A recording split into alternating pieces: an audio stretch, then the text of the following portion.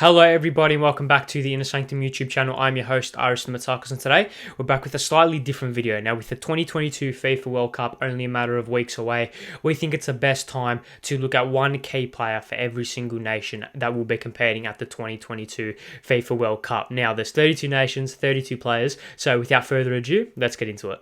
So let's kick off things with the host Qatar. Now, when you look at this Qatar side, the one player that really stands out is Almoez Ali, the striker slash right winger, will be Qatar's main goal threat heading into the tournament. He's had 4 goal contributions in 5 games in the Asian Champions League, as well as being Qatar's leading goal scorer in the Asian Cup in 2019, that successful campaign for them, scoring 9 goals in 7 games. Now, when Qatar went to the CONCACAF Gold Cup earlier this year, or earlier last year, I should say, he scored 4 goals in that tournament as Qatar went pretty deep, falling to the US in the quarterfinals. Now, being able to play on the right-hand side as well as up front, he's both quick and direct. He can create chances for himself as well as being a deadly finisher. Now, he will be Qatar's main talisman heading into the tournament and someone that they will be relying on for most of their goals. Considering they won't be dominating many games, you'd expect him to be the main goal threat for Qatar heading into the tournament.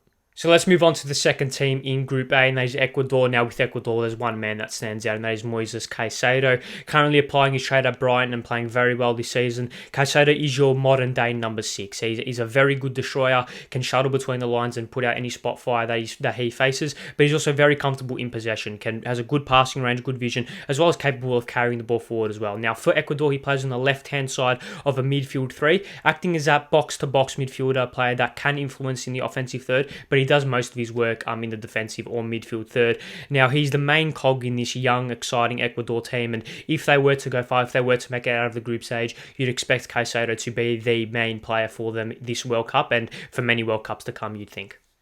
Captain and leader, they're the 2 words in which you should describe Kalidou Koulibaly, and he's the man that we are going to pick for the Senegalese national team. Now, with the likes of Sadio Mane and Ismaïla Sarr up front, you can look at those 2 and think that they will be potentially key players for Senegal in the World Cup. However, to allow those attacking assets to thrive, you need a good base, you need good foundations, and Kalidou Koulibaly is that in spades. He's more than comfortable on the ball, fantastic one-on-one defender, positionally very well, and despite a few injury issues for Chelsea so far this season, he should overcome them by the time the World Cup comes around and will be the main defender for Senegal. And if they were to upset a few teams, go deep into the tournament, you'd expect Koulibaly to be probably the captain of the tournament if that is the case. He's such a fantastic leader, such a fantastic defender, an imposing figure. He will be Senegal's key man heading into the World Cup.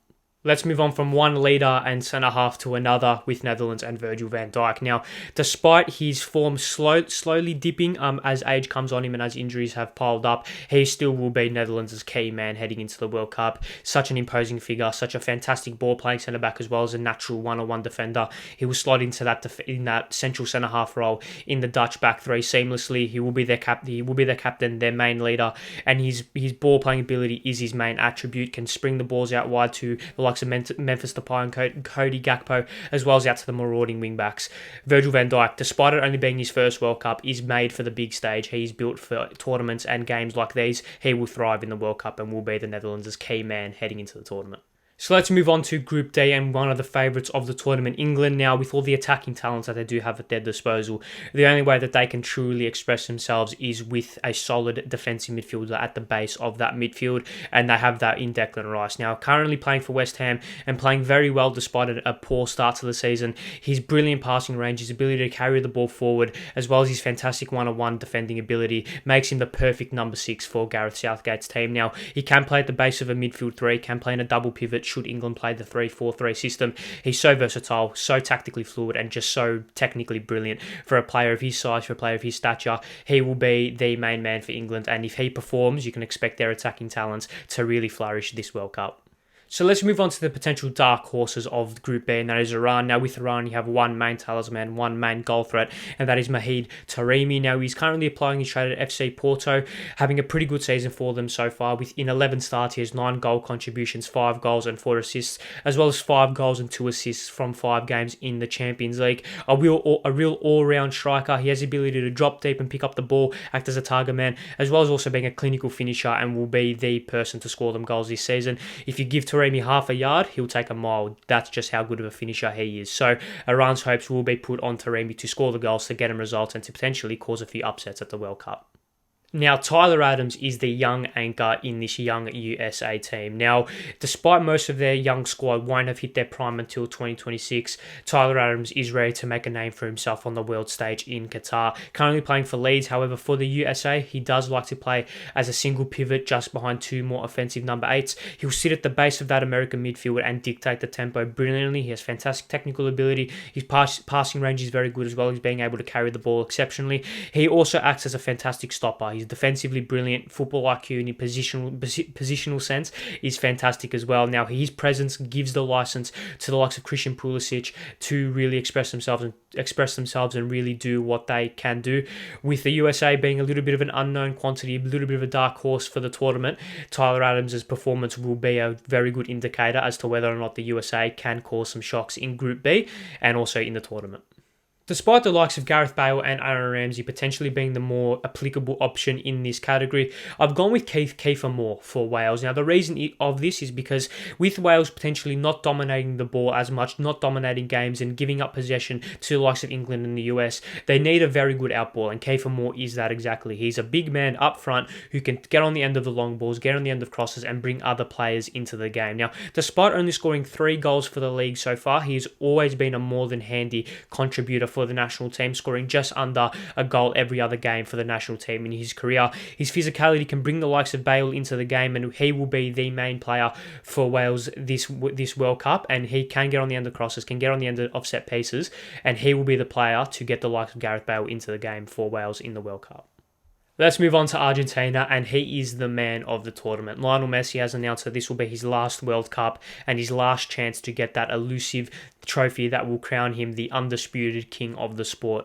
He's having an unbelievable season for PSG so far, having an absurd 7 goals and 10 assists from 12 starts in the league. Playing in a number 10 role, he is given the freedom and the license to do pretty much whatever he wants.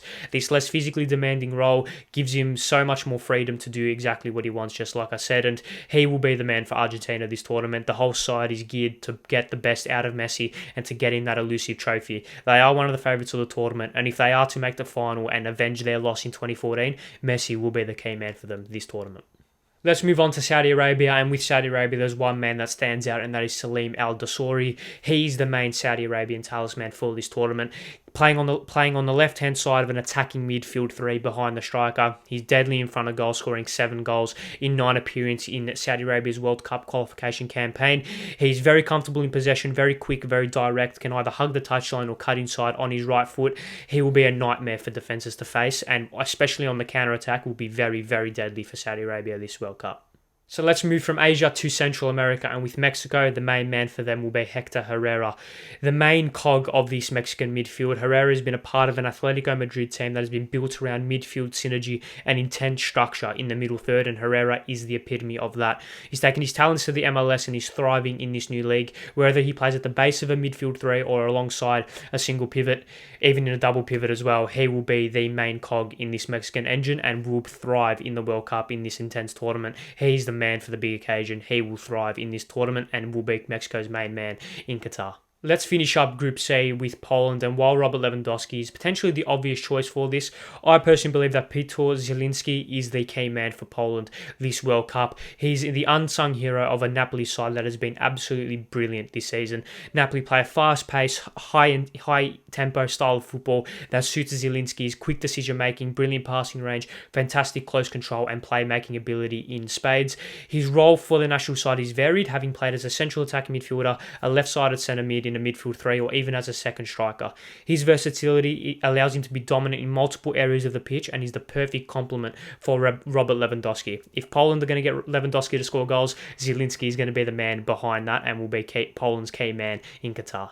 Let's start Group D with the reigning champions France, and with N'Golo Kante and Paul Pogba both confirmed to be out of the squad due to injury, the burden of the midfield responsibility will fall to Aurélien Tchouaméni. Now, moved to Real Madrid in the summer. He is a fantastic prospect. He's having a fantastic season, and the burden of the midfield responsibility will fall on his shoulders. He's playing very well for the Los Blancos this season and will need to transform that form to the national side, playing in midfield double pivot as France have transitioned to like a 3-4-3 style formation. Tchouaméni, despite having shown his talents at club level, needs to show his talents at the national team level if France are going to have any chance at replicating what they did 4 years ago. Now, second up in Group B is Australia. Now, with Australia, there is one man that stands out, and that is Adjdin Hrustic. He was Australia's key man in the World Cup qualification campaign, scoring the key goal against the UAE to send them through to that game against Peru. In that game against Peru, he scored a crucial penalty in the penalty shootout. Now, despite an injury that will limit his minutes heading into the tournament for Hellas Verona, he will be the most integral player for the Socceroos. Has the ability to play as a number 8, a number 10, or even out wide. He will be Australia's main creative outlet, giving the likes of Mobile, Martin Boyle, Jason Cummings, Mitchell Duke, Jamie McLaren, giving these players the chances to score goals. If he plays, Australia's chances of winning games and getting points and getting through the group stage goes up tenfold. He will be Socceroos' main man in Qatar, no doubt.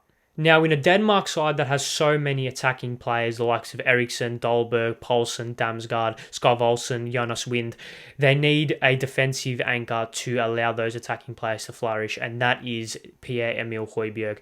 Currently playing for Spurs and playing very well in a double pivot. He's both incredibly capable defensively, as well as more than capable at carrying the ball forward, and has a very good passing range for a player of his or for his player profile.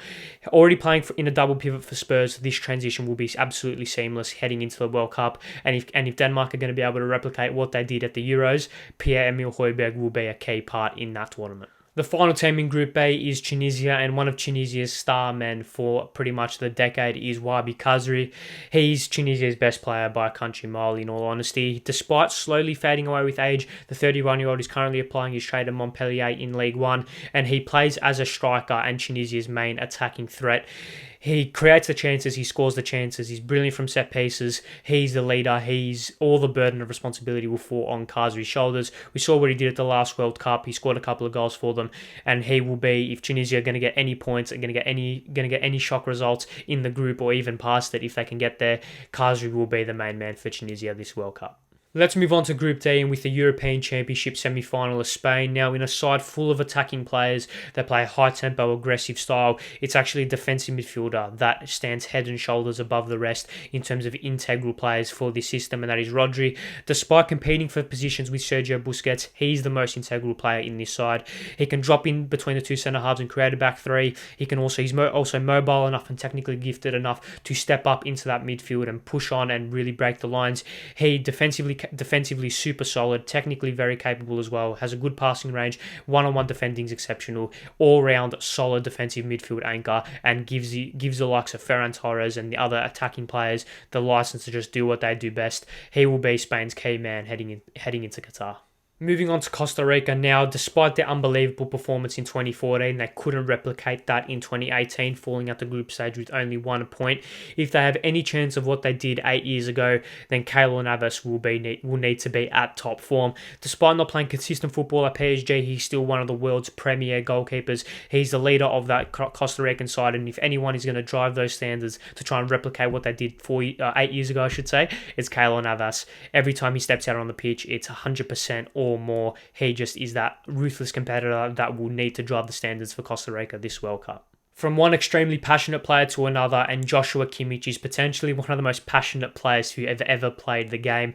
Every time Kimmich steps onto the pitch, it's 120, 130%, and he'll continue to do that for Germany. Whether that's playing in a midfield double pivot or as a right wing back like he did at the Euros, he is a all-round solid player. Defensively, super capable, has a fantastic passing range, super press resistant, super press proof, and he is so versatile and his leadership and his experience playing for Bayern Munich and playing for Germany in the past should be able to lead this young and exciting German side to potentially cause a few upsets and go a little bit further than what some people have expected them to do this World Cup.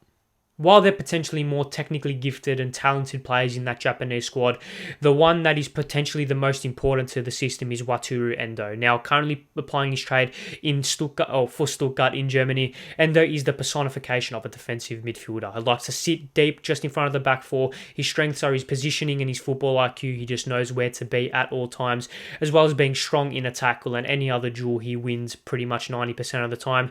He gives a license to the Japanese as more creative and fluid players up front to do what they do best. He's so important for this Japanese side, and potentially he's probably pound for pound the most important player to any side at this World Cup. And though still relatively young, can make his name, will be able to make his name on the world stage of this World Cup in Qatar. Let's move on to Group F, and we start with Belgium now, with Belgium's golden generation slowly heading into the twilight of their tenure. Kevin De Bruyne is still well and truly in his prime as a footballer. While he plays as a number 10, as a traditional number 10 for his club side Manchester City, his role for Belgium is slightly more varied. He plays as one of the two narrow forwards behind the striker, and his role is a facilitator. As the other forward, normally Eden Hazard is more of a second striker to the main number 9. De Bruyne's role is to facilitate those two players and act as the main creative outlet for Belgium and really spring all the attacks. He's the creative attacking midfield anchor and will be such an important player for Belgium heading into the World Cup. While Alphonso Davies is by far the most high-profile name in that Canada squad, Stefan Eustáquio is potentially the most important player in that squad. Currently applying his trade at FC Porto in Portugal, the central midfielder just does not stop running. He's a stamina machine and will be Canada's main midfield cog heading into this World Cup. Considering Canada like to play a high-tempo, high-energy, direct style of football, this suits Eustáquio's good ball control and great passing range to an absolute T, and he will be able to facilitate the likes of Alphonso Davies and Jonathan David to really show just how good they are. If Canada are going to cause an upset, Eustáquio is going to be a main part of that team. Moving on to Morocco now, and it's not often you see a key player for a team being a right back. However, with the talents that Achraf Hakimi offers, it's very hard to go past him. Because of just how good he's been playing for PSG, the Moroccan side is built around Hakimi getting as high up the pitch as possible and getting into advanced areas in the final third. Combining with the likes of Hakim Ziyech, Morocco could be a side to watch this World Cup. With the talent they've got, led by Hakimi, they could cause a few shocks, and on their day, they can really beat anyone. So if Morocco are going to cause a few upsets, Achraf Hakimi is going to announce himself on the world stage. Finishing up Group F with Croatia, and it's hard to go past Luka Modric. Despite being 105 years old, it seems like he's still one of the world's premier midfielders and potentially one of the best players in the world. We all know what he did 4 years ago for Croatia. He led them to the final of the World Cup and ended up winning the Ballon d'Or at the conclusion of that year. I doubt he will be able to replicate that tournament this time around, he's still a fantastic player for Croatia, sliding into a slightly more defensive role as age starts to get to him and as his legs slowly fade away. This allows him to just dictate the tempo even more, and with the likes of Brozovic and Kovacic either side of him being the legs of that midfield, he's going to be so crucial to Croatia this World Cup, and just like he was 4 years ago and just like he was last year at the Euros. Let's move on to one of the favourites of the World Cup, Brazil, and it's hard to go past the main talisman in that team, and that is Neymar. Despite his slightly inconsistent performances for PSG over recent times, he never fails to show up for the national team, always gives 110%, and barring any injury or fitness concerns, we will be able to see that replicated in Qatar. He plays as a number 10 for Brazil, even as a false 9, and the main modus operandi of that team is to get Neymar in as many creative and advanced positions as possible. He's by far the most technically gifted player in that squad, potentially one of the most technically gifted players in the world, and if he's able to avenge the heartbreak in 2014 and the heartbreak in 2018, Neymar will finally live up to the expectations and get that elusive World Cup trophy. For a side that has perennially underperformed that major tournament so far, Serbia are bound to have a breakout tournament, and with Alexander Mitrovic leading the line alongside Dusan Vlahovic, this could make for a deadly duo come the World Cup. He has scored 50 goals in 76 appearances for the national team and was absolutely crucial for Serbia, scoring 8 goals in 8 games, as well as the goal against Portugal that saw them qualify automatically. As well as having already scored 9 goals in 12 Premier League games for Fulham this season, he will be the one to watch, and with the likes of Tadic and Kostic supplying him, he could really shock a few and potentially even win the Golden Boot come the World Cup. He will be Serbia's main man in Qatar. Let's move on to Switzerland, and arguably the main player in their heroics against France in the Euros. Granit Xhaka showed a completely different side of his game to, at that point, we hadn't really seen for his club. However, under Mikel Arteta this season, he's been given a new lease on life, playing as an attacking defensive midfielder. He's been given the license to get into these attacking areas and get on the score sheet pretty much every game. It seems like these advanced positions that he's been occupying for his club side have been very similar to the positions that he's been occupying for the national side over the previous years. The transition from his club side to his national side will be seamless because of this, and if Switzerland are going to do what they did against France in the Euros at this World Cup, he will be the main man and will lead that country to any glory that they might get. So let's finish up that group with Cameroon, and with Cameroon there is one man that stands out above the rest, and that is Franck Anguissa. Now Anguissa really is the modern day defensive central midfielder. Now because of his physicality and because of his ability on the ball, you can't really call him a true number 6. However, when he does play in midfield, he does have slightly more emphasis on defending. He's very physical and can dominate both in the air and on the ground. Defensively, like I said, very, very solid. However, his attacking output is actually quite underrated. He has 4 goal contributions playing for Napoli in the league from 10 starts, playing as a central defensive midfielder or as an outside centre mid. For Cameroon, he does like to play in a double pivot. However, for his national team, he is given the license to move forward with the ball because of his physicality to gain territory. If Cameroon are to progress from this group, Anguissa will need to be on fire from minute 1. Let's move on to the final group of the tournament, and let's start that group with the main man of the tournament, potentially bar Lionel Messi, and that is Cristiano Ronaldo for Portugal. Now, there's probably his last World Cup. He has lost this touch and tease that has dazzled so many defences in the past, but Cristiano Ronaldo will be Portugal's main man at the World Cup. He's their goal scorer. Without him, they do struggle to hit the back of the net, and he will play just in front of an attacking midfield 3 that is entirely geared to get him into as many good positions with the ball as possible. His football IQ is still second to none. His positioning and his attacking intelligence is one of the best in the world, if not the best in the world. So Ronaldo will be Portugal's main man, and potentially he could end his career with that World Cup trophy and probably another golden boot to add to his record. Let's move on to a side that captured the hearts of the world in 2010, and that is Ghana. Now, while that squad is obviously completely different, the main man for them this World Cup will be Thomas Partey. Now, he has struggled with mass injury issues over the recent years, but this season for Arsenal, he has hit a good run of form, has played pretty much every game for them this season, and has found a new lease on life in this new system under Mikel Arteta. His fantastic passing range, as well as his incredibly good defensive ability, makes him an all-round brilliant defensive midfielder. He plays a slightly more advanced role for Ghana, getting in slightly more advanced areas of the pitch. However, he does have a main emphasis on defending and will be Ghana's key man heading into the World Cup. Moving on to the final South American side that we will cover, and that is Uruguay. Uruguay, despite the likes of Luis Suarez, Edison Cavani and other brilliant attacking options, Federico Valverde has now established himself as Uruguay's best player, currently playing for Real Madrid, and has really developed himself every single game. It feels like he's a different player. While he made his name as a central midfielder because of the likes of Toni Kroos and Luka Modric, he has been shunted outside to the right-hand side in that Real Madrid team, but he's still playing exceptionally well. He does like to play as an attacking midfielder or as a central midfielder for Uruguay. However, he does have an emphasis on moving out wide, using his physicality, using his very good ball control and his great just physical attributes to have an influence out wide. He will be Uruguay's main man, and if they're going to get some goals through Suarez or through Cavani, Valverde will be the one supplying them.